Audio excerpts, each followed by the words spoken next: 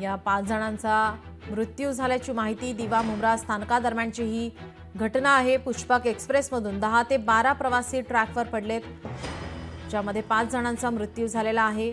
हा व्हिडिओ आता सध्या या दुर्घटनेचा समोर येतोय। रेल्वे प्रशासनानं काय म्हटले आपण पाहतोय। पुष्पक एक्सप्रेसमधून 10 ते 12 प्रवासी पडलेत।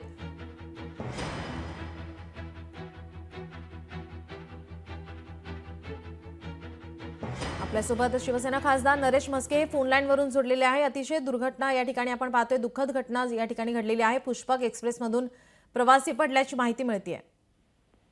अत्यंत दुर्दैवी घटना आहे आणि त्यामागचं कारण आहे की झालेले आहेत। अतिशय दुःखदायक ही घटना आहे। जी, आपण मध्य रेल्वेकडून काही प्रशासनाकडून काही माहिती जाणून घेतली का या संदर्भात सर?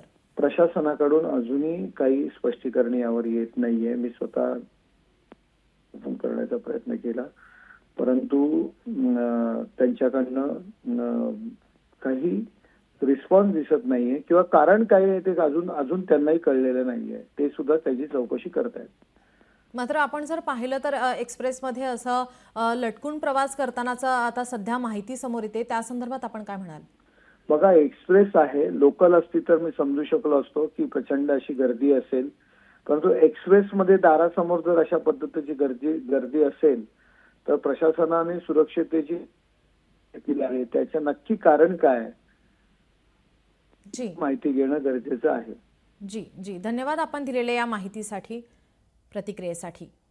आपण पाहतोय पुष्पक एक्सप्रेसमधून 10 ते 12 प्रवासी ट्रॅकवर पडल्याची माहिती समोर येते। 5 जणांचा यामध्ये मृत्यू झालेला आहे। दिवा मुंब्रा स्थानकादरम्यानची ही घटना आहे। दरवाजात लटकून प्रवास करताना पडल्याची माहिती सध्या समोर येते।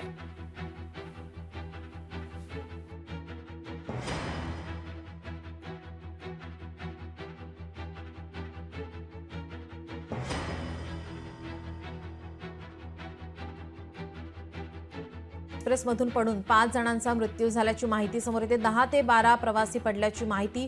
काही जखमी आहेत, त्यांच्यावरती रुग्णालयामध्ये उपचार सुरू आहे। त्यांना रुग्णालयामध्ये तातडीने दाखल करण्यात आलेलं आहे। मध्य रेल्वे प्रशासन आता याचा आढावा घेत आहे।